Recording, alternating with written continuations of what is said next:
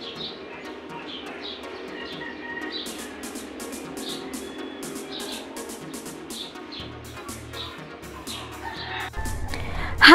Ka-Foodaholic!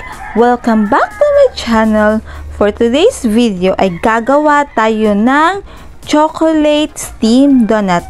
Pero bago tayo magsimula, please subscribe and click the notification bell para ma-notify kayo sa lahat ng uploads. And by the way nga po pala, thank you sa lahat na nag-subscribe, like, and share at saka nag-comment. Let's start! Ito nga po pala ang ating mga sangkap. 2 cups na first class na harina. Kahit ano po na brand na harina ay pwede. Pwede po kayong gumamit ng cake flour or all-purpose flour. At 1/8 cup na cocoa powder. Dapat po yung alkalized na powder po ang ating gamitin para hindi po siya hindi po siya magaspang. Ayan po, 1/8 cup lang po yan. Ang gamit ko po na brand ay Family's Choice. I-shake lang po natin, mix. At naglagay na rin po ako ng 1 cup na white sugar. Pwede din po kayo gumamit ng white sugar or yung brown sugar. Pwede din po iyon.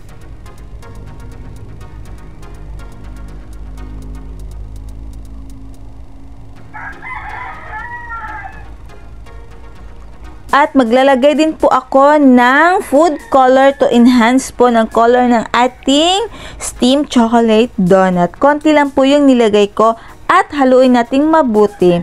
Meron po akong 2 cups na tubig, pero hindi po natin ibubuhos lahat. Pakonti-konti lang. Dahil meron pong harina na matakaw sa tubig. At meron din yung harina na konti lang yung ilagay na tubig. Wag po natin ibuhos lahat. Ayan. Pakonti-konti lang po. Tapos, maglalagay po ako dito ng 1 large egg.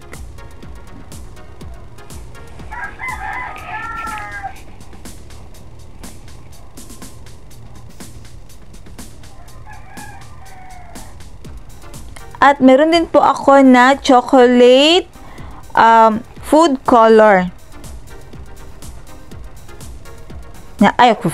Food flavoring. Ayan, chocolate flavoring po natin. Kung wala po kayo nito, pwede po kayong gumamit ng vanilla essence. Pandagdag amoy, napakabango po nito kapag naglagay po kayo niyan.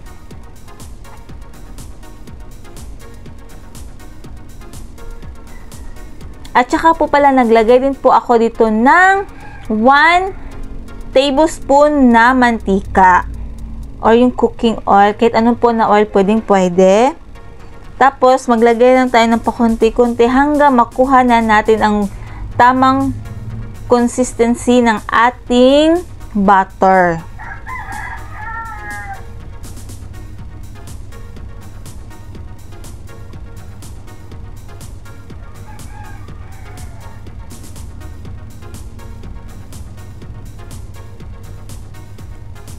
And by the way nga po pala, malapit ko nakalimutin na maglagay ng baking powder. Ayan po, nakalimutan ko po talaga. Naglagay po ako dito ng 2 tablespoon na baking powder. Calumet po na brand yung ginamit ko po dito. Naku, nakalimutan ko talaga. Kung hindi talaga aalsa ang ating chocolate steamed donut. Ayan po. I-mix lang po natin. Siguraduhin lang po natin na mix. Kasi na-late natin nalagay ang ating baking powder. Ayan po.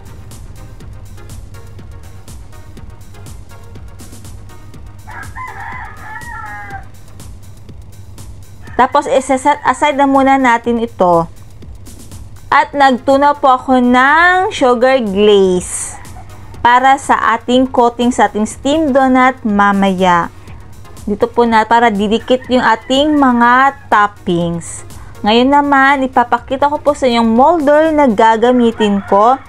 Ayan na po ang ating silicone molder. Ayan, naglagay na rin po ako dito ng mantika sa ating molder. 4 lang po na donut molder ang aking lalagyan. Kasi yung aking steamer ay maliit lang. Tapos, wag po natin punuin ang ating silicone molder. Mas maganda po kapag gagamit po tayo ng squeeze bottle para hindi po siya, ayan po, katulad po niyan. Para hindi po masayang yung ating chocolate butter. Konti lang, wag po natin punuin. At nagpakulo na po pala ako dito ng ating steamer. Ayan po. Dapat po kulong-kulo. Actually po, napakabango na po niya ng ating steam chocolate donut na butter. At ipapakita ko nga po pala sa inyo kung bakit 4 lang. Ayan po ang ating nilagyan. Ito na yung ating steam basket. Ayan po, dahan-dahan sa paglagay ng ating, ayan po, ng ating steamer. I-steam po natin to ng 5 minutes dahil madali lang po talaga to siyang maluto. Ayan po, don't worry po ha, hindi po masusunog ang ating silicone molder na hindi nalagyan ng butter. Mga 5 minutes natin to siyang i-steam. Ganyan. And after 5 minutes, ito na po ang ating resulta ng ating steam chocolate donut. Napaka-easy tanggalin po niyan. Wow! Napakakinis din ng ating steam chocolate donut. Napakaganda. Look! Diba? At napakabango din po niya.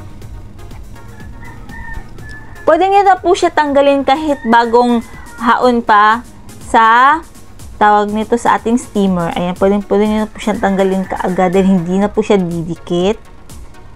Yan po ang ating likod ng ating donut at ito ang harap ng ating donut. Napakakinis.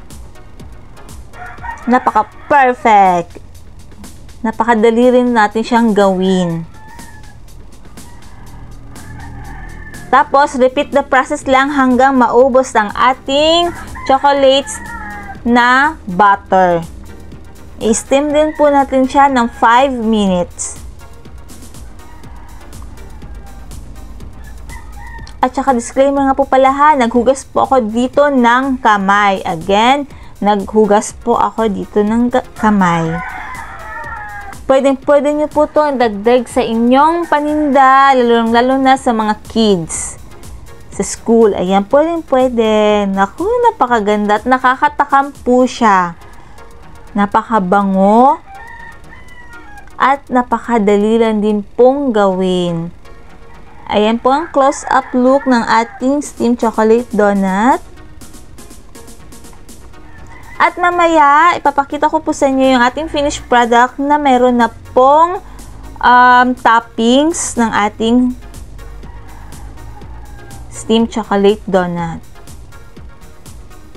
Yan po, nakagawa po tayo ng 18 pieces sa ating 2 cups na butter ng ating harina. Ayan. Napakaganda. Pwede nyo po itong pandagdag sa inyong negosyo, lalo na sa mga bagets. Ayan po. At ito na ang ating finished product. Pwede nyo pong lagyan ng kahit ano po na toppings na gugustuhin po ninyo. Ako po kasi gumamit na ako dito ng mga iba't ibang kulay ng sprinkles at iba't ibang kulay na mallows. Napakaganda at napaka-presentable din po niya. At higit sa lahat, masarap din po siya. Ayan po, sana nagustuhan niyo po ang ating recipe ngayon. At sana rin po ay masubukan ninyo. Again, thank you so much for watching. Please don't forget to subscribe and click notification bell para ma-notify kayo sa lahat ng uploads. Bye! See you on my next video.